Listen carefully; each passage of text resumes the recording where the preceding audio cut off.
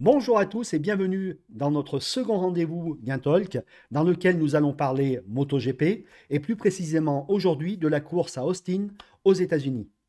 Sans plus attendre, je vous propose de rejoindre notre ambassadeur Sylvain Guintoli pour évoquer les courses de week-end. C'est parti. Salut Sylvain. Salut Nicolas. Je suis enchanté de te retrouver une nouvelle fois pour parler du prochain Grand Prix qui sera donc ce coup-ci le Grand Prix des Amériques. Mais si tu veux bien, avant de rentrer dans le vif du sujet, j'aimerais bien que tu nous parles un petit peu de ton actualité. Il me semble que la semaine dernière, si je ne me trompe pas, tu étais en selle pour les essais Prémant parce que ça arrive vite, hein, c'est le week-end prochain, je crois. Et ouais, c'est parti aussi pour le Mans la semaine prochaine. Donc, une grosse semaine de course avec les 24 heures le week-end prochain. Et puis, on a eu ce test, donc ce qu'on appelle les pré-Mans, 2 jours de test sur le circuit Bugatti. Donc, ça s'est super bien passé. On a eu 2 jours en fait où on a connu un peu toutes les conditions climatiques. Et ça, c'est de bonne augure parce que il y a quand même il y a quand même des chances au Mans qu'on ait un peu de pluie, qu'on ait un peu de froid, qu'on ait des conditions différentes, des conditions changeantes à cette période de l'année. Donc voilà, on a pu essayer les pneus dans l'op parce que ça fait partie de notre package sur la piste mouillée, séchante, bosser aussi sur les réglages de sec. Donc voilà, on est prêt, ça s'est bien passé. On a fini avec le troisième temps, mais on n'a pas fait de time attack. Donc on a beaucoup surtout bossé sur le rythme de course. Donc voilà, l'aventure en endurance avec BMW qui commence et qui arrive très bientôt. Voilà, je pense on a au vu de ces tests-là, un bon potentiel pour la course. Donc, ouais, j'ai hâte d'y être. Ah, j'imagine. Et en 2 mots, tu as réussi à t'adapter assez rapidement à la BM par rapport à la SUS que tu as piloté pendant quand même plusieurs années, du coup. Ouais, alors on a fait quand même quelques tests, hein. Donc, j'ai fait quelques tests avec le test team de Mondial Superbike. Donc là, par contre, c'est avec des pneus différents. Mais la machine, fondamentalement, elle est assez similaire. Et après, on a fait aussi des tests avec la machine d'endurance. On a fait un test à Pau, ce qu'on appelle un shakedown, pour voilà, faire une première rencontre avec la machine, avec l'équipe. Après, on a fait 2 jours à Jerez. Et là, 2 jours de nouveau au Mans. Donc voilà, on a quand même déjà bien roulé sur cette machine. On a bien progressé, on a trouvé une base qui fonctionne super bien. Donc ouais, pour le moment, tout va bien, tout se passe bien. Très bon premier contact. La machine est très très rapide. En fait, c'est une moto qui va très vite en ligne droite. Et après, il faut qu'on arrive pour l'endurance à rendre ce package efficace sur la durée des relais. Mais c'est une équipe qui a déjà beaucoup d'expérience. Donc, en fait, la machine elle est déjà bien aboutie. On a quelques nouveautés cette année, dont j'ai pas trop le droit de parler pour le moment, mais le package est très bon, quoi. Donc, ouais, j'ai vraiment hâte. J'ai 2 coéquipiers aussi qui sont super vite, hein, Reitenberg et Michalczyk, qui sont des pilotes d'expérience en endurance, qui ont beaucoup d'expérience sur cette BMW. Donc ouais, tout semble Tous les être bien voyants sont préparé. ouverts, quoi.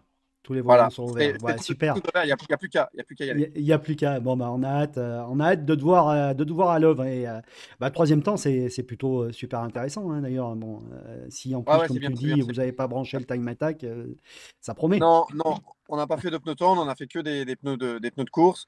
On a aussi le chrono, le meilleur chrono, il a été fait dans un run. Je crois les pneus, ils avaient 15 tours. Donc, on est pas mal. On est pas mal. Ouais, Va falloir compter, les amis, sur la BM cette année, je crois. ouais, voilà, c'est ce Hein, que j'avais c'est envie de ça, dire, mais j'avais super. pas envie de le dire aussi parce que des fois, ça porte malchance. Mais, Ouais, ouais, mais on le dit pour toi, mais, va, mais, t'inquiète pas. mais ouais, on a des gros espoirs pour cette course. Ouais. Bon, super. On va Super, y aller, on super. va aller au Merci, charbon. Sylvain. Merci. Super. Euh, alors, on va rentrer dans le vif du sujet. Ce week-end, c'est le Grand Prix des Amériques. Donc, l'année dernière, on avait eu droit à une course épique, un petit peu, avec des rebondissements. Je m'étais noté cinq, plutôt, 5 points clés du Grand Prix des Amériques. Le premier, c'était la surprise d'Alex Rin, qui avait gagné la course de dimanche, qui avait fait podium le samedi sur la course sprint. Le second point, c'est qu'en fait, euh, Fabio Quartararo avait retrouvé le podium. Il avait fait podium à cette course-là. Donc ça, c'était quand même assez important pour le noter. Le troisième point, c'est que je ne veux pas dire la première fois, mais on voyait que la team VR46 allait être là tout au long de la saison et montrer que en fait, c'était un vrai team professionnel et que derrière, il allait falloir compter sur eux. Le quatrième point, c'était la chute de Pecco pendant la course le dimanche. Et surtout, ce qui était important à noter, il me semble, c'est qu'il ne comprenait pas pourquoi il était tombé. Donc ça, tu nous avais dit que c'était quand même assez inquiétant, entre guillemets, parce que ben, vous, pilote, quand vous chutez, en principe, vous savez pourquoi, parce que vous êtes rentré trop fort sur les freins, parce que vous avez remis un peu trop de gaz trop tôt, ou voilà, tout ça. Mais là, en Ouais. l'occurrence, il n'arrivait pas à expliquer la chute. Donc, ça, c'était quand même assez inquiétant à cette époque.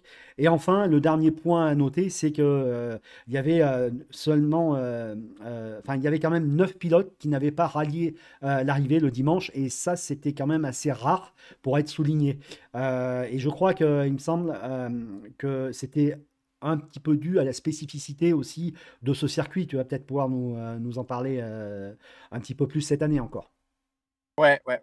Austin, c'est un circuit en fait qui est atypique, un circuit qui est unique, euh, un circuit qui est hyper physique où il y a énormément de bosses et les bosses en plus ça change d'année en année, donc c'est sympa. Les Ah pilotes oui, doivent s'adapter. En fait, ça bouge beaucoup au niveau je sais pas comment ça s'appelle, au niveau tectonique quoi, en dessous où c'est la base en fait dessous du circuit. Je crois que c'est de la glaise et en fait ça bouge énormément pendant. Il fait très froid l'hiver et donc voilà d'accord. ils ont du mouvement de terre. Donc il y a beaucoup de bosses.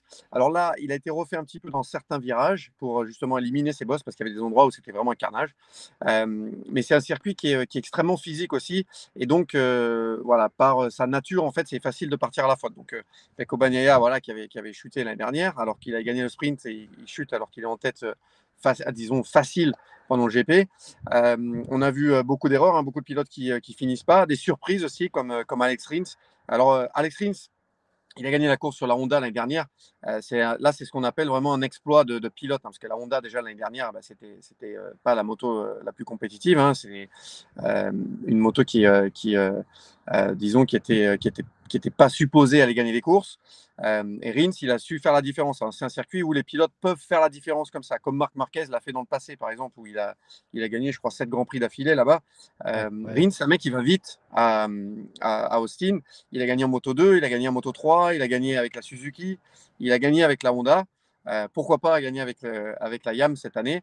Je pense que ça va être difficile quand même, hein, parce qu'ils sont en galère. Hein, on le sait, hein, enfin, ils sont pas en galère, mais ils sont un peu sur la défensive en ce moment. Il y a beaucoup de machines compétitives avec les Ducati, les Aprilia.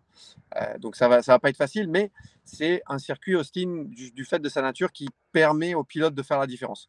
Alors, Alex Rins, une surprise, pourquoi pas. Marc Marquez, une surprise, pourquoi pas, mais ça serait peut-être même pas une surprise parce que il est revenu à 100% de sa forme.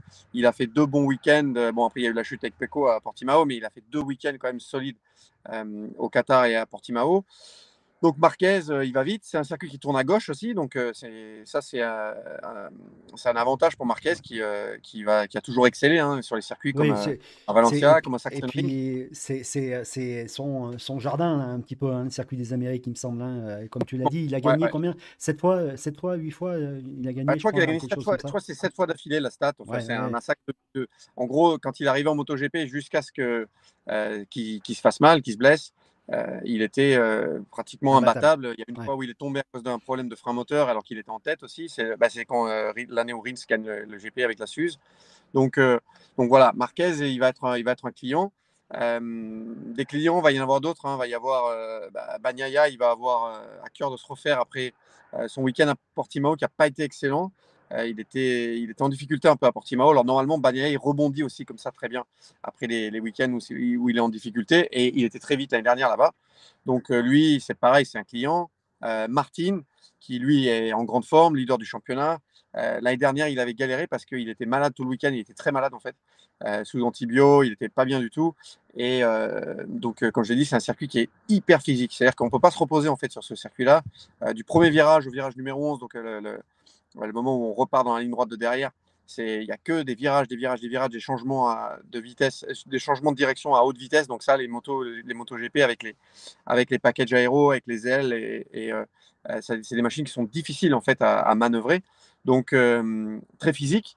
Même la ligne droite de derrière, en fait, elle est hyper physique parce qu'elle est bosselée et on est penché à droite en fait en permanence. Donc il faut quand même tenir la moto assez fort. Donc d'accord. ouais, il n'y a pas de répit, pas de repos.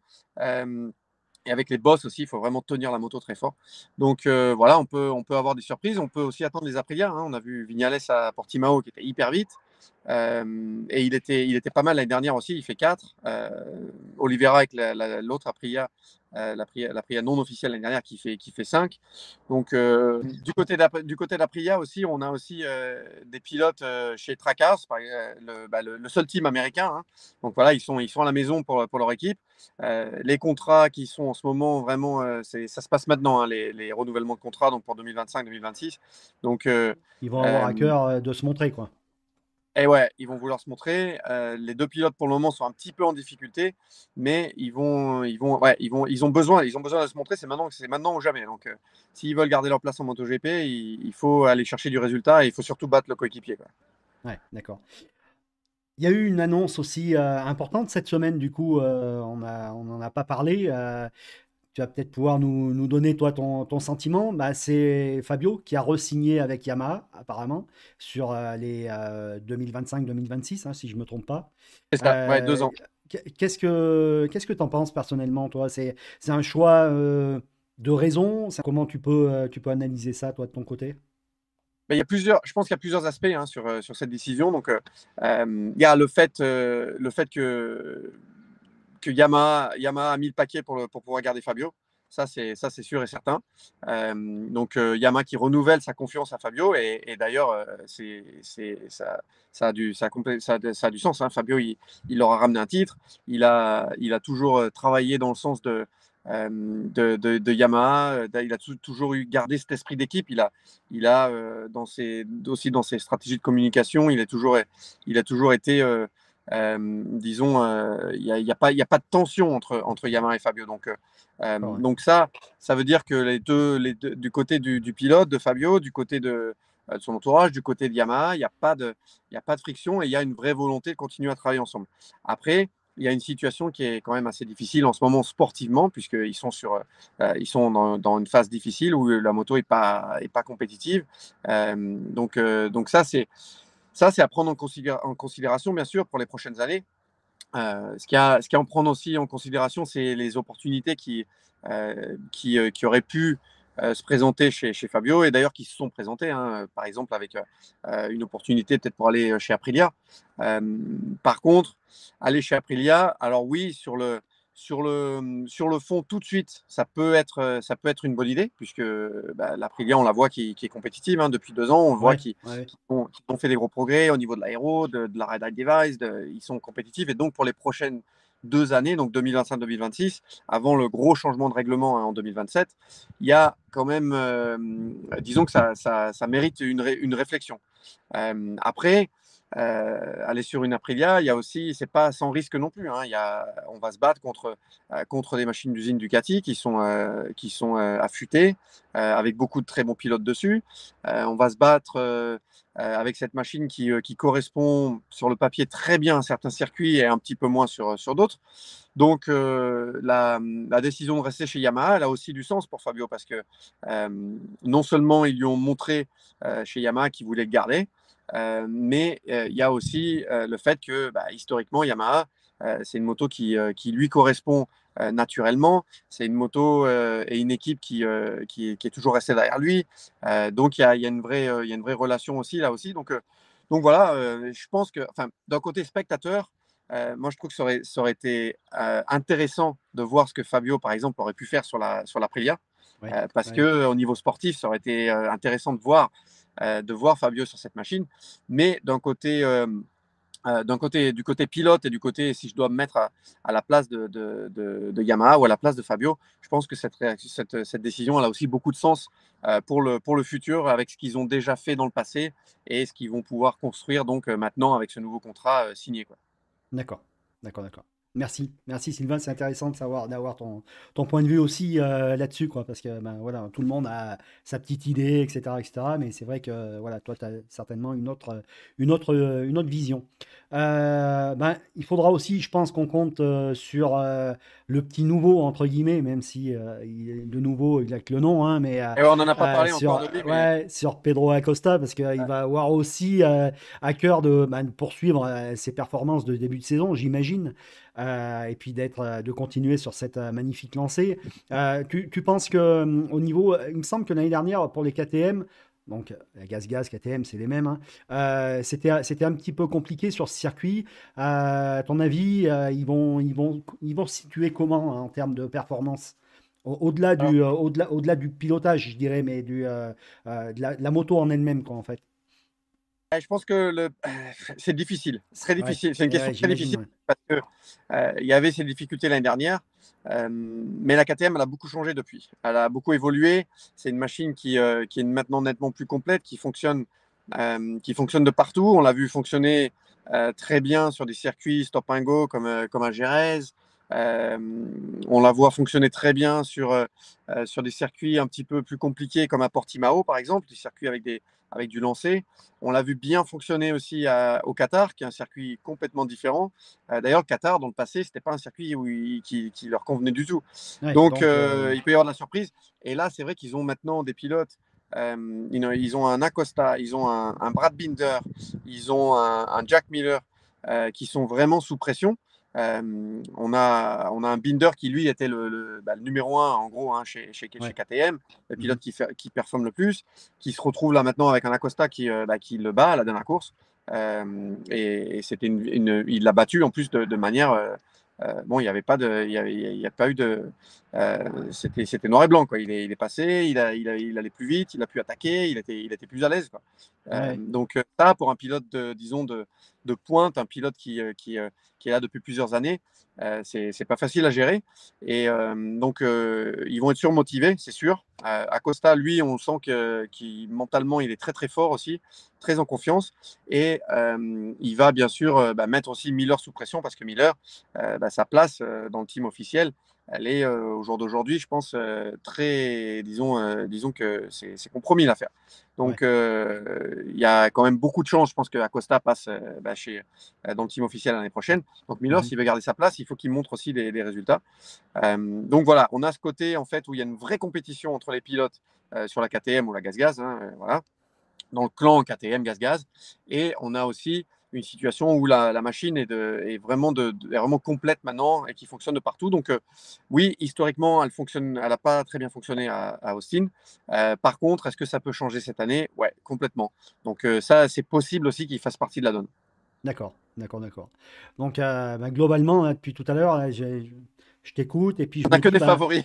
et voilà, c'est ça, hein, pour cette course, il n'y a rien qui nous dit, c'est très ouvert et finalement, il va falloir attendre le jour Ouais, de course pour voir ce qui va en être. Après, je sais que tu n'es pas sur le Grand Prix ce week-end. Tu nous expliqueras pourquoi juste après, si tu veux bien. Mais du coup, peut-être que tu as quand même entendu des choses ou autres qui pourraient intéresser nos fans.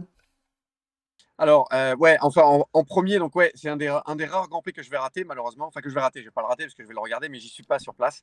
Bien Parce sûr. que je suis à Barcelone. Je suis à Barcelone pour faire ma première course sur 4 roues avec la LMP3, donc dans une série qui s'appelle la Le Mans Cup. Donc voilà, ça c'est partie de mon apprentissage sur 4 roues parce que j'ai envie d'aller faire la 24 heures du Mans auto pour essayer de devenir pour la première personne à gagner les deux. Donc, ça fait partie voilà, de mon programme de cette année. Donc, ouais, pas d'Austin pour moi, enfin, en tout cas, un Austin à distance. À Et distance, ouais. ouais, après, depuis Portimao, il y a pas eu de grandes nouvelles, en fait, du côté des pilotes. Tout le monde est resté calme. D'après ce qu'on a compris, d'après ce que j'ai compris, il n'y a pas eu voilà, il n'y a pas eu de faits divers, en tout cas, il n'y a pas eu de blessures ou quoi que ce soit. J'ai vu Espargaro et Martin qui sont allés faire une course importante de VTT à Ibiza. Donc, ils ne sont pas allés D'accord. pour faire la fête, hein, ils sont allés pour Ouais, s'entraîner. ouais, Ils ont peut-être fait j'imagine, un ouais. peu la fête quand même, mais Ouais, ils sont surtout entraînés. modérément. Il y a eu un ancien pilote de MotoGP, Andrea Dovizioso, qui s'est blessé lourdement il y a Ah, quelques jours en motocross. Ouais, il a j'ai pas fait pris attention une à ça. énorme, il a eu de la chance. Alors apparemment, il n'y aurait pas de blessure au niveau des vertèbres, mais il s'est cassé les deux bras, il était complètement éteint. Enfin, il en a pris une énorme. D'accord, ouais. Donc je crois qu'il est toujours à l'hôpital d'ailleurs. Donc Ah oui. heureusement, il n'y aurait pas de problème, disons, Ouais. ouais, au niveau des vertèbres, mais là, il en a pris une sèche, hein. Donc, le motocross, ça continue d'être un outil pour s'entraîner pour pas mal de pilotes et surtout des opportunités pour vraiment se faire mal. Les mecs, ils se détruisent en motocross. Oui, parce que c'est pas la première fois, hein, Dovizioso, il se fait mal en motocross, je crois, hein, il me semble, hein. Ouais, bah, il roule C'est beaucoup en arrivé. motocross. Ouais, Dobby, il roule bien d'ailleurs en motocross, hein. Il a un niveau national en fait. Donc d'accord. il roule fort. Il y a beaucoup de pilotes qui roulent en motocross Hmm. et les mecs qui roulent en motocross régulièrement, en Ils se font mal. général, régulièrement, ils se satellisent, hein. Le problème, c'est que les chutes de motocross, c'est des chutes qui sont pas forcément très rapides, mais c'est des chutes qui sont violentes, quoi. Donc on tape Ouais. fort et on se fait mal. Donc, ouais, voilà. Mais au niveau des autres pilotes, tout le monde a l'air en forme. Tout le monde a l'air bien remonté. Ils ont pu se reposer un petit peu. Donc, ouais, ils ont. Mais il va falloir, hein, parce que, comme je l'ai dit, Austin, c'est hyper physique. Donc, Très bien. Écoute, Sylvain, merci pour ta disponibilité. Puis on va te laisser, parce que je crois que tout à l'heure, quand on discutait avant de prendre l'antenne, entre guillemets, tu me disais qu'à ben, quasiment tout de suite, il faut que tu t'y retournes, c'est ça? c'est ça. Ouais, ouais, on Tu a vas, le briefing des pilotes. Puis là, il faut que j'écoute en plus, parce que j'ai pas l'habitude. eh oui, C'est départs lancés, donc sous safety car. Voilà, il faut que j'aille écouter parce que il faut pas que je me rate pour la course. eh Ouais. ben oui, c'est clair, c'est clair, c'est clair. Eh ben écoute, on se retrouve après le Grand Prix des Amériques pour faire le débrief de cette course. En attendant, on va te souhaiter de t'amuser, de prendre plaisir, mais ça, je suis sûr que ça va être le cas. Et puis, on pourra aussi débriefer sur cette expérience que tu vas vivre là, ces jours qui suivent, avant d'attaquer les 24 du Mans qui seront vite là aussi, puisque ça va être le week-end prochain, quoi, maintenant. Et ouais, Du coup, directement. Ben, je rentre pas à la maison, hein, du coup, hein. Je fais la eh course ben ouais, ici, c'est je ce pars que j'allais dire. directement. On attaque la semaine, en fait, mardi. Donc, mardi, on est sur la moto, hein, toute la journée, c'est une journée de test. Et puis après, voilà, jusqu'à la course. Donc, ouais, pas de retour à la maison, directement au Mans. Ouais, Ouais, ouais, donc là, tu attaques un double marathon, on va dire. c'est ça. Hein. Ouais, cette Sylvain, année c'est le ouais, marathon, hein, de toute façon, c'est tous les week-ends. ouais, c'est ce que tu me Ouais. disais, ouais, super. Eh ben, merci encore, bon courage à toi, amuse-toi bien, et puis on se dit à très bientôt pour échanger de nouveau avec nos fans sur ce qui se sera passé au Grand Prix des Amériques. Salut Ça va, Sylvain, avec plaisir. à bientôt. Salut Nicolas. Ciao.